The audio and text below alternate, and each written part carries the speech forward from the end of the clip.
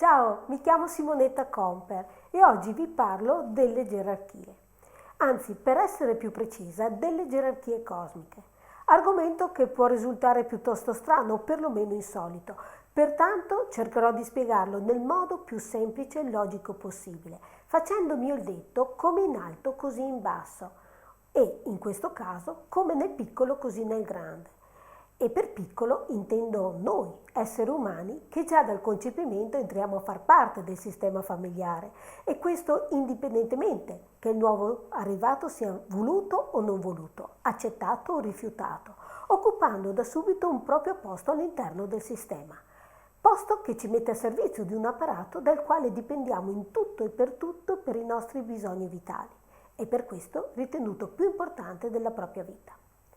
In effetti, se prendiamo come esempio una singola cellula, in questo caso una cellula muscolare, vedremo che da sola non può contrarsi né svolgere alcun movimento, ma se unita a un motoneurone e collegata al corpo, il movimento avviene. La stessa cosa per le altre cellule. La famiglia quindi rappresenta il primo apparato a cui siamo tenuti a obbedire, con i suoi ordini e le sue regole. Ordini che provengono dall'interno, da un programma cellulare ben organizzato che forma un sistema pluricellulare evoluto, strutturato in organi e apparati. Uno schema che l'essere umano ha riprodotto in scala maggiore, formando società dove la famiglia diventa una piccola cellula che unendosi ad altre cellule forma organi come le città e apparati come le nazioni, dando vita a un corpo unico come la Terra.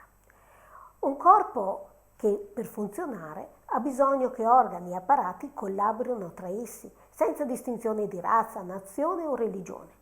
Purtroppo un corpo messo a dura prova dai conflitti che trasformano le cellule da sane in cellule cancerogene, indebolendo e ammalando l'organismo. A questo punto spostiamo tutto questo meccanismo su un altro piano, sul livello spirituale, mantenendo però lo stesso concetto, come in alto così in basso.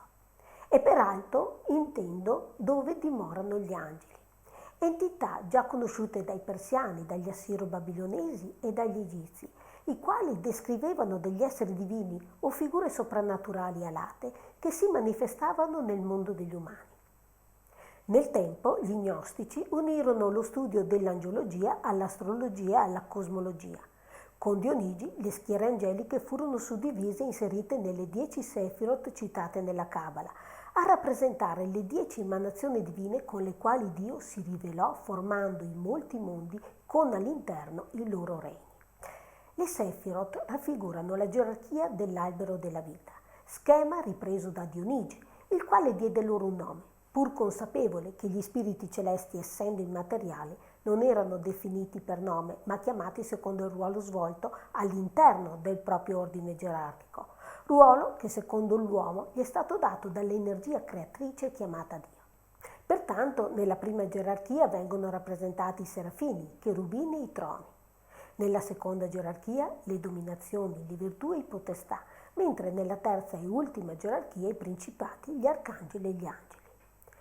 Ogni gerarchia angelica sembra dominare su una delle 9 sfere celesti che ruotano al di sopra della Terra, ritenendo i pianeti una mera immagine del mondo fisico. Tutti però notiamo che le sfere sono 10. In effetti la 10ª sfera sta a rappresentare l'umanità. Il mondo dell'umanità, per diverse religioni, è ritenuto un appendice della gerarchia divina, per nulla inferiore agli angeli. Un mondo prezioso, insostituibile per la coscienza cosmica. All'interno delle 10 sfere le frequenze sono gestite e governate da legge atte a mantenere l'ordine e l'equilibrio delle molte dimensioni. Ogni sfera è costituita da una moltitudine di mondi, frequenze simili aggregatesi secondo il livello di coscienza raggiunto, definendo in quel modo la posizione gerarchica al suo interno. Il mondo dell'umanità possiede saggezza, compassione, gentilezza, bontà, qualità che consentono all'uomo di operare con intelligenza e ragionevolezza. Compito purtroppo compromesso dall'ego, dagli attaccamenti, dall'avidità, dall'odio e dall'avversione, che lo incastrano nei regni inferiori chiamati samsara, termine sanscrito per definire il ciclo delle rinascite inferiori. La liberazione dal samsara comporta un'ascesa dai mondi inferiori ai mondi superiori, sforzo che necessita dell'aiuto di guide e maestri nel lungo processo di trasformazione del karma. I maestri sono persone o entità che hanno scelto la strada della consapevolezza, menti illuminate che si sono liberate dall'oscurazione e dell'ignoranza. Alcuni maestri ascendono lungo l'albero della vita, mentre altri discendono sulla terra per elevare la coscienza collettiva dell'umanità. Secondo la filosofia esoterica dei 7 raggi dominanti, la gerarchia spirituale della terra segue la via insegnata dai grandi maestri, la via che i buddisti chiamano Dharma, la via della saggezza, guidando l'umanità verso il risveglio. Alice Bailey, teosofa, filosofa ed esoterica del primo Novecento, autrice di molti libri che trattano la filosofia dei 7 raggi, definiva la gerarchia la grande loggia bianca, avente il compito di guidare tramite i suoi adepti l'umanità. Gli adepti sono persone che hanno scelto la via del discepolato, un percorso costellato di prove e iniziazioni. La loggia bianca non è di fatto un luogo fisico, ma un piano di coscienza spirituale nel quale operano soggettivamente i suoi membri, persone che hanno dedicato le proprie vite per raggiungere l'illuminazione. A cascata c'è la grande fratellanza bianca, discepoli minori che operano sempre per il bene dell'umanità, ma di grado inferiore. Sottolineo che la gerarchia spirituale procede nella sua espansione all'unisono su tutti i livelli, dai maestri superiori alle anime meno evolute, con la differenza che le frequenze minori non aiutano le frequenze superiori, cosa che invece viceversa accade. A questo proposito vi faccio un esempio. Prendiamo un insegnante, il suo compito è quello di formare i propri allievi condividendo esperienze e competenze. Pertanto deve avere un'adeguata preparazione, molta dedizione e un certo carisma, qualità indispensabili per catturare la curiosità e l'attenzione degli studenti. Molto diversa la posizione degli allievi, i quali attingono conoscenze e nozioni di un sapere a loro ignoto. Ecco, le gerarchie funzionano più o meno nello stesso modo. Le frequenze più evolute sono tenute ad aiutare le frequenze meno evolute perché preparate per farlo.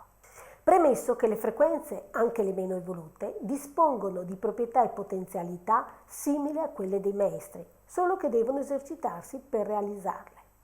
In pratica l'uomo deve riconoscere che l'umanità non è di fatto una parte dell'universo, ma è essa stessa l'universo e proprio per questo non può che procedere simultaneamente con tutte le altre frequenze.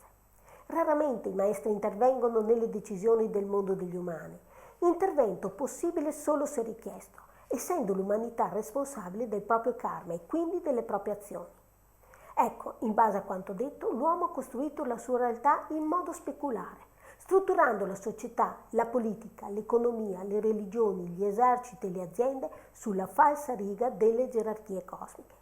Gerarchie che all'interno dei 7 raggi vengono governate da maestri o entità di cui poco si conosce.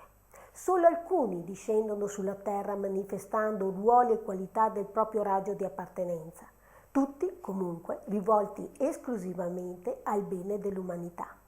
Bene, termina qui il mio terzo incontro con le gerarchie cosmiche. Vi ringrazio per avermi dedicato il vostro tempo. Se questo video è stato di vostro gradimento, fatemelo sapere con clic su mi piace. Grazie a tutti e alla prossima!